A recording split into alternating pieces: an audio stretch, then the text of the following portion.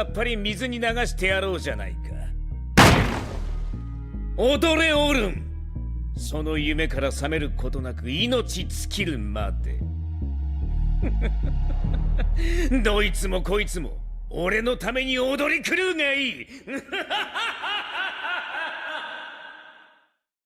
Yap, gue kabut. Kali ini gue bakal bahas kembali alur cerita atau spoiler manga Yusupari wo Oida Sareta Kyou Bimbo, yaitu chapter 38 sampai chapter 42, yaitu acara festival ilmu bela diri dan pertemuan Orun dengan party rank S, yaitu Fuka Shinome. Jika kalian gak keberatan, yuk kita mulai alur ceritanya. Nah, setelah Orun berhasil menyelamatkan tim 10 dari kelompok pemburu, Orun pun kembali ke markas klan Night Rabbit. Nah, di sana Orun pun memberi informasi pada direktur bahwa mereka bertemu dengan kelompok Amozel di tengah eksplorasi. Nah, mendengar hal itu, direktur pun sempat terkejut mendengar informasi tersebut, dan kemudian direktur tersebut mempertanyakan keadaan tim 10. Apakah mereka baik-baik aja? Dan Orun pun menjawab bahwa mereka berhasil diselamatkan. Nah, selain informasi kemunculan kelompok pemburu, Orun pun memberi laporan bahwa kelompok yang mereka temui berjumlah 4 orang. Namun pada akhirnya mereka tiba-tiba mundur tanpa alasan yang jelas. Padahal dalam pertarungan tersebut kelompok pemburu sangat diuntungkan banget. Yang intinya kemampuan mereka sangat kuat. Nah, menanggapi hal itu, direktur pun berspekulasi bahwa alasan kenapa kelompok tersebut mundur saat melawan Orun karena kemungkinan mereka mulai mengubah arah misi mereka. Namun di sisi lain, Orun pun meneruskan ucapan direktur bahwa kelompok tersebut mengincar nyawa Orun. Ya, mereka berniat menculik tim 10 untuk memancing kedatangan Orun. Namun demikian, Orun masih saja menyalahkan dirinya sendiri atas tragedi tersebut. Nah, menanggapi hal itu, direktur klan Night Rabbit memberi sebuah nasihat buat Orun bahwa Orun gak perlu menyalahkan dirinya sendiri, karena selain Orun, mereka punya banyak anggota yang bisa Orun percayai. Yang intinya, persatuan akan menciptakan sebuah kekuatan. Nah, setelah Orun dapat pencerahan dari direktur klan Night Rabbit, Orun pun mulai sadar sambil bersalaman dengan direktur. Nah, setelah membahas soal kelompok pemburu, direktur ini meminta pendapat Orun tentang rencana mereka ke depannya. Karena untuk saat ini, Selma tengah menjalankan bisnis ke luar kota, yang dimana tugas departemen eksplorasi ditanggung oleh direktur dan timnya untuk sementara waktu. Dan Orun pun memberi solusi bahwa untuk saat ini, mereka perlu menghentikan aktivitas eksplorasi untuk sementara waktu. Dan maka dari itu, Orun berencana ingin melapor pada Serikat Guild tentang insiden yang baru saja dialami Orun dan tim 10. Nah, menanggapi hal itu, direktur pun setuju dengan usulan Orun. Karena dalam beberapa bulan ke depan, mereka bakal menyambut acara festival, yang dimana acara tersebut selalu diadakan setahun sekali. Dan direktur tersebut menambahkan bahwa aktivitas eksplorasi bakal dibuka kembali setelah festival selesai diadakan. Dan maka dari itu, alasan Orun dipanggil dalam pertemuan tersebut karena mereka ingin agar Orun ikut serta dalam acara festival, yaitu turnamen bela diri. Iya, alasan acara tersebut digelar karena mereka ingin mencari penjelajah baru yang kuat. Dan bukan cuma itu aja, mereka ingin memperbaiki reputasi parti pahlawan yang kurang baik di mata masyarakat. Dan oleh karena itu, direktur dan juga investor klan Night Rabbit berharap bahwa Orun bisa memenangkan turnamen bela diri tersebut, karena acara tersebut akan menentukan nasib keduanya. Dan direktur tersebut bertanya pada Orun bahwa apakah Orun bisa menang dalam turnamen tersebut. Di sisi lain, Orun merasa ragu dengan pertanyaan direktur, karena selain Oliver, ada satu orang kuat lagi yang bakal diwaspadai oleh Orun, yaitu bernama Fuka Shinome. Ya, Fuka adalah anggota rank S yang dijuluki sebagai Sword Princess. Namun meskipun begitu, Orun bakal tetap join dalam turnamen tersebut, karena Orun yakin bahwa dirinya bakal menang dalam turnamen tersebut.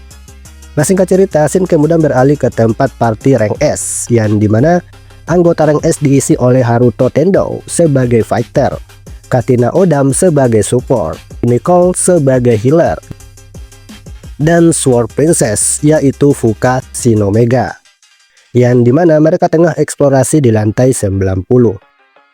Nah, dalam kondisi itu, party rank S sedang dikepung oleh gerombolan dragon. Iya, mereka tampak panik dengan jumlah dragon yang cukup banyak. Nah, dibanding rekan-rekannya yang tampak panik saat kondisi dikepung, Yuka malah terlihat nyantai. Dan Yuka pun meminta rekan-rekannya untuk tidak khawatir, karena sesaat lagi Yuka sendirilah yang bakal memburu semua dragon tersebut. Namun benar saja, Yuka pun berhasil mengalahkan satu persatu dragon tersebut yang sempat mengepung mereka. Nah, singkat cerita, setelah berhasil mengalahkan semua dragon, mereka pun sempat membahas acara festival. Dan menurut Yuka dan Haruto, ini adalah kesempatan yang bagus buat partian mereka untuk mengukur kemampuan Orun dan Oliver. Terlebih lagi, Yuka sangat tertarik dengan kemampuan Dragon Slayer. Ya, Yuka ingin ngetes sejauh mana kemampuan Orun saat mereka berdua bertarung. Nah, scene kemudian beralih di tempat latihan yang dimana Orun tengah bersiap untuk melatih Carol dan Locke. Ya, selain mempersiapkan diri sebelum acara festival nanti, Orun ingin ngetes kekompakan Carol dan Locke. Nah, sebelum adu sparring dimulai, Orun pun mengungkapkan bahwa Orun bakal melawan mereka tanpa menggunakan sihir sedikitpun. Selebihnya, Carol dan Locke bebas menggunakan senjata apapun. Nah, singkat cerita, latihan simulasi pun akhirnya dimulai. Nah, dalam latihan tersebut, Locke mulai berinisiatif melancarkan serangan pada Orun dengan tombak miliknya. Namun, serangan tersebut dapat dihindari dengan begitu mudah. Ya, meskipun Locke sempat melakukan serangan kombinasi bareng Carol, namun Orun masih bisa menghindar dari serangan mereka. Dan singkat cerita, pertarungan pun dimenangkan oleh Orun gitu. Sedangkan di sisi lain, Sophia mulai melatih teknik khusus milik Sophia, yaitu sihir telekinesis. Nah, sambil menguati Sophia dari belakang, menurut Orun, selain bisa menerbangkan sebuah objek, telekinesis milik Sophia bisa menghancurkan dan menyatukan kembali objek yang sudah dihancurkan. Ya, meskipun Sophia masih belum sadar akan kegunaan sihirnya tersebut, namun Sophia berhasil membangkitkan teknik tersebut dengan cara yang tidak wajar. Ya, Orun gak bakal mengira jika Sophia berhasil membangkitkan telekinesis saat bertarung dengan para pemburu. Nah, sambil menghampiri Sophia, Orun pun bertanya soal keadaan Sophia, bahwa apakah Sophia baik-baik aja. Dan Sophia pun menjawab bahwa napas Sophia agak terasa berat saat di tengah latihan. Nah, singkat cerita, di sela-sela obrolan mereka, Salma pun tiba-tiba datang dan langsung memeluk Sophia. Nah, sambil menangis, Salma merasa bersyukur karena Sophia masih bisa selamat dari mara bahaya. Padahal jadwal kepulangan Salma dalam tugas bisnis masih tersisa sehari. Ya, Salma bela-belain datang lebih cepat supaya Salma bisa bertemu dengan Sophia. Nah, menanggapi hal itu, Sophia sempat meminta maaf pada Salma karena Sophia sudah ngebikin kakaknya tersebut khawatir. Dan Sophia pun mengungkapkan bahwa Orun lah yang menyelamatkan Sophia dan tim 10.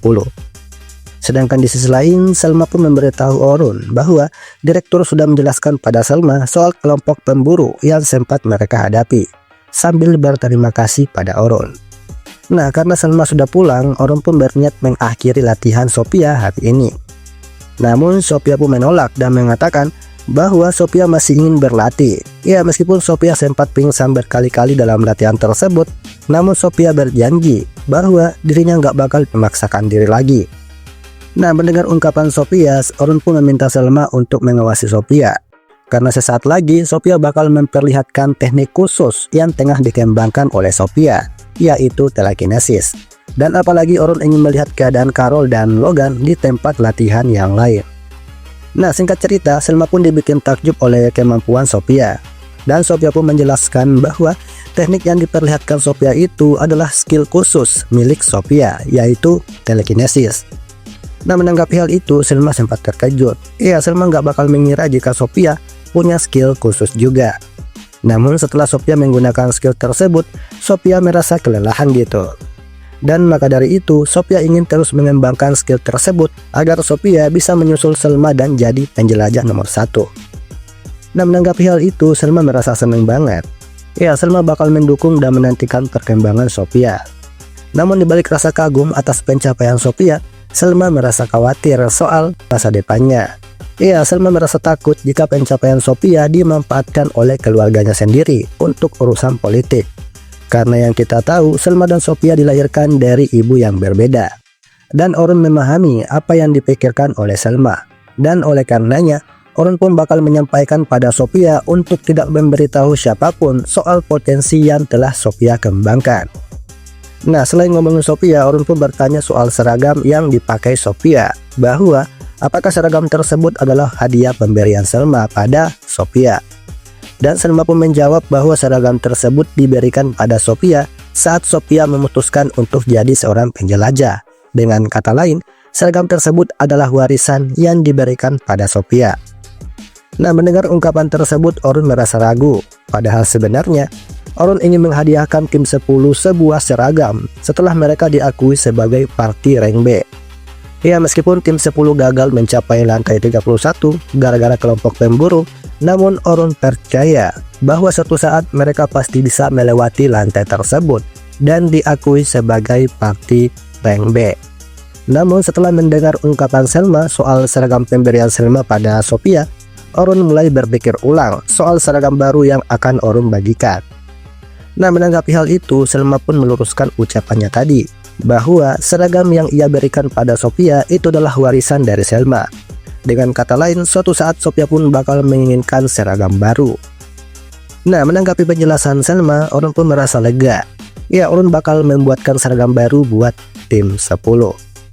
Namun di akhir pembicaraan mereka, Selma sempat salting melihat seragam pemberian Selma pada Orun yang sampai saat ini masih dikenakan oleh Orun.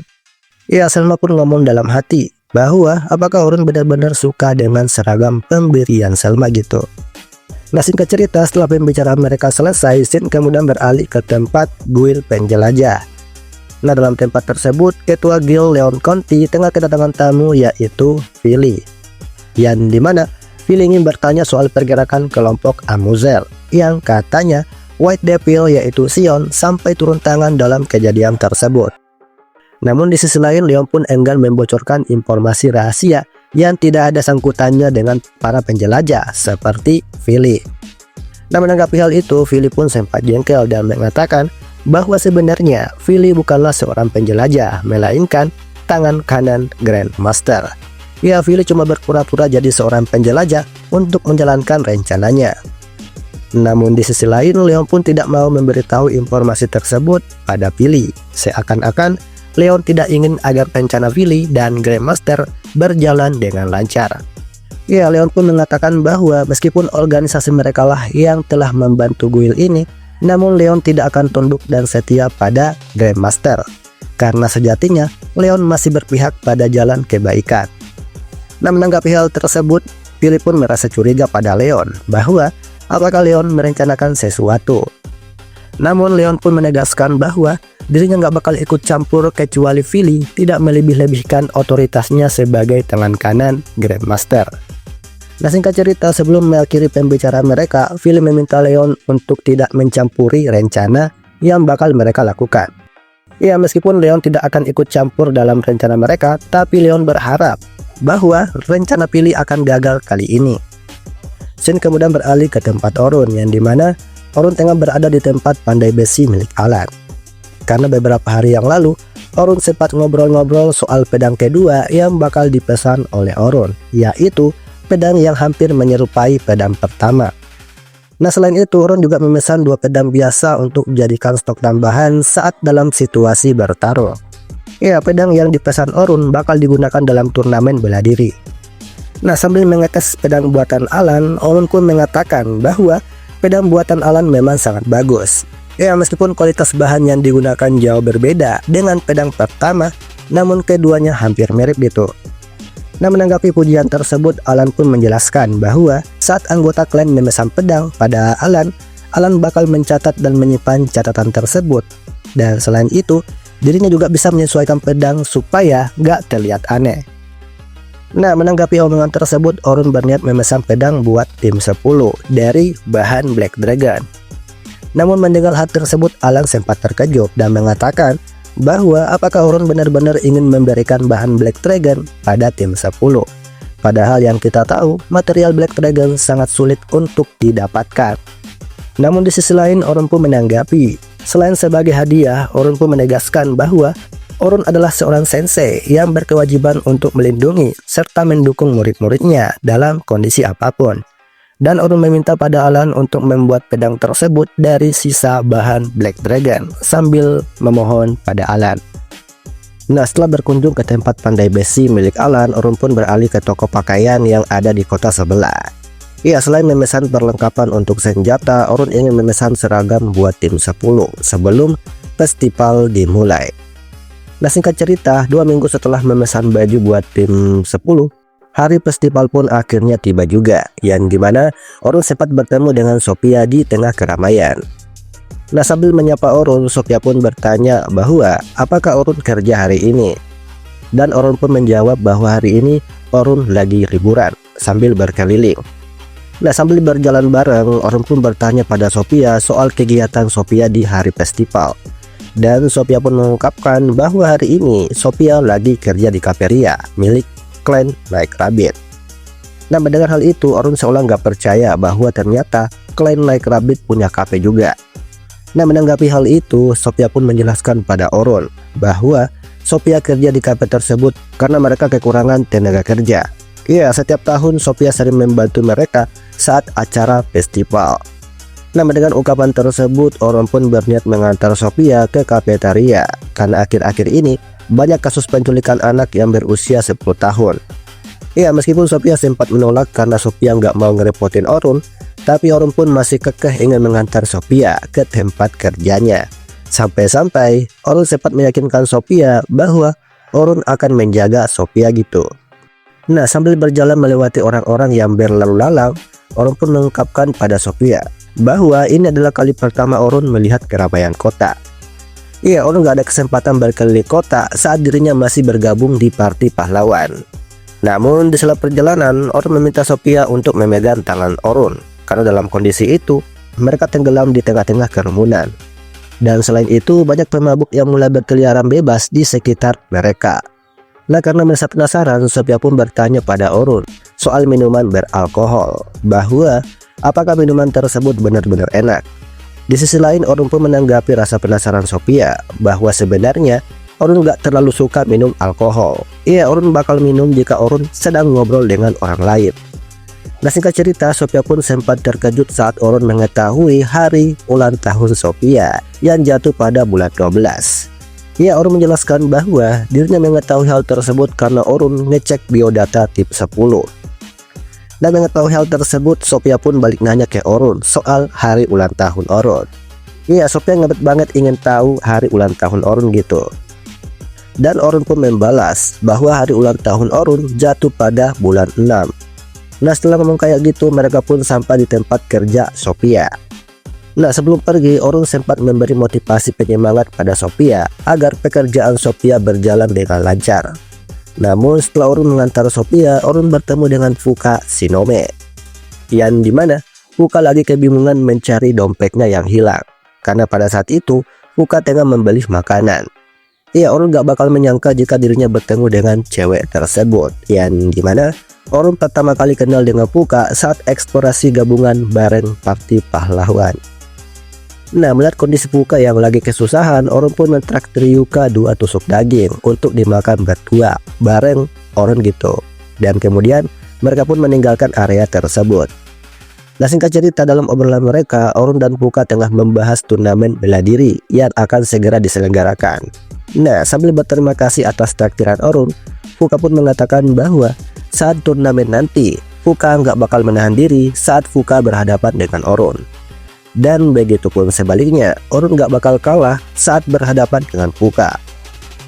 Namun di sela-sela obrolan mereka, Fuka sempat merasakan adanya tindak kriminal yang akan terjadi di sekitar kerumunan. Ya, selain ahli dalam berpedang kayak Orun, Fuka memiliki kemampuan istimewa, yaitu bernama Vision of Future atau penglihatan masa depan, yang dimana Fuka bisa melihat sesuatu yang bakal terjadi dengan penglihatannya. Nah, mengetahui hal itu, singkat cerita, Fuka pun langsung terbang untuk bersiap menangkap penjamret tersebut. Ya, meskipun Orun sempat ingin membantu Fuka, namun Fuka berhasil mengejar dan menangkap penjamret tersebut tanpa menggunakan sihir. Iya, Orun sempat ketar-ketir gitu ya melihat kemampuan Fuka. Nah, nggak berselang lama setelah Fuka berhasil menangkap penjamret tersebut, anggota parti Fuka pun datang, yaitu bernama Katina Oldham. Iya, Katina datang membawa dompet milik Fuka yang sempat ketinggalan. Nah, segitu dulu untuk alur cerita atau spoiler manga Yusa Partewo Oida Sareta Kyobimbo. So itu aja, sampai jumpa, ja matane.